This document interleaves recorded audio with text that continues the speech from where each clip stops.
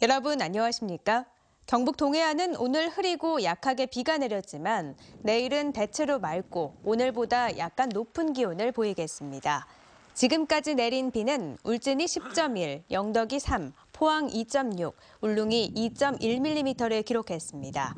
내일은 대체로 맑고 아침 최저 기온은 3에서 4도, 낮 최고 기온은 9에서 10도로 오늘과 비슷하거나 지역에 따라 1, 2도가량 높겠습니다.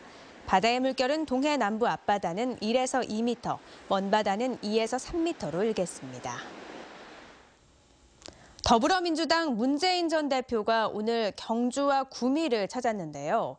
경주를 찾아서는 국가 에너지 정책을 탈원전으로 전환해야 한다고 밝혀 대선 결과에 따라 원전 클러스터를 조성하려는 경상북도의 정책에도 변화가 예상됩니다. 보도에 김철승 기자입니다. 유력 대권 주자인 문재인 더불어민주당 전 대표는 경주를 찾아 9.12 지진 진앙지 마을을 둘러봤습니다. 이어 경주 시내에서 시민 간담회를 갖고 원전 사고 시 대재앙이 우려된다며 새 원전을 짓지 않고 수명이 다한 원전을 폐로하는 방식으로 국가 에너지 정책을 탈원전으로 바꾸어야 한다고 말했습니다. 문 전 대표는 특히 활성단층에 대한 전문기관의 연구 결과가 나올 때까지 경주 지역 원전 6개의 가동 중단을 촉구했습니다. 조사들을 거쳐서 그래도 좀 안전하다라는 판단이 날 때까지는 월성 원전은 저는 가동을 멈춰야 한다고 생각합니다. 또 여진이 계속되고 가동을 중단하더라도 전력 공급에 차질이 없는 만큼 수명을 연장한 월성 1호기는 즉각 폐로해야 한다고 강조했습니다. 월성 원전 1호기는 저는 아예 영구 가동 중단하고 폐로 절차로 저는 들어가야 된다고 그렇게 생각합니다. 문 전 대표는 이와 함께 지지부진한 성면 포함 교실 천정 마감재 철거에 중앙정부가 지원하도록 하고 일본 것을 참고로 만든 지진 매뉴얼도 우리 실정에 맞게 새로 만들어야 한다고 밝혔습니다. 영화 판도라로 원전 사고의 위험성 등의 시민들의 공감대가 넓어진 가운데 자기 유력 대권 주자가 탈원전을 다시 강조하면서 대선 결과에 따라 원전 정책에도 큰 변화가 예상됩니다. MBC 뉴스 김철승입니다.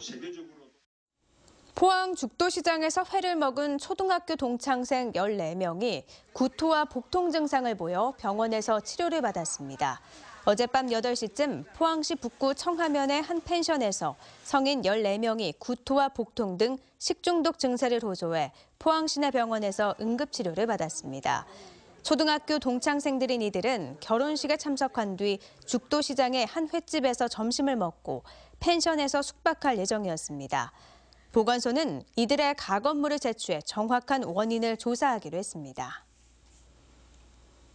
울릉 주민들의 수건인 울릉공항 건설이 바다를 메우는 돌 강도 문제로 차질을 빚고 있습니다. 울릉공항은 사동리 앞바다 23만 6천여 제곱미터를 메워 활주로를 만들어야 하는데 바다를 메우는 돌 강도가 낮아 포스코 건설과 대림건설이 사업을 포기했습니다. 그러나 5개 업체로 구성된 한국종합기술 컨소시엄이 오는 4월까지 가두봉 일대의 돌 강도를 다시 조사하기로 해 돌 강도가 기준 이상이면 올해 기본 설계에 들어가고 미달이면 사업 차질이 불가피합니다. 울릉공항 건설에는 모두 5,755억 원이 드는데 매립석을 육지에서 운반할 경우 공사비가 1,000억 원 정도 더 들어 현재 책정한 사업비로는 시공사를 구하기 힘들 것으로 보입니다. 경북 도내 농산물 도매시장에서 유통된 농산물의 잔류 농약으로부터 대체로 안전한 것으로 나타났습니다.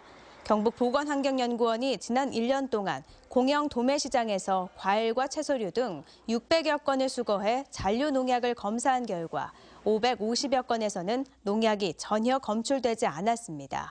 또 사과와 딸기, 깻잎, 상추 등 62건에서 살충제 등 22종의 농약이 검출됐지만 허용 기준치 이내였고 홍고추 1건만 살충제가 허용 기준치를 초과해 회수 폐기됐습니다.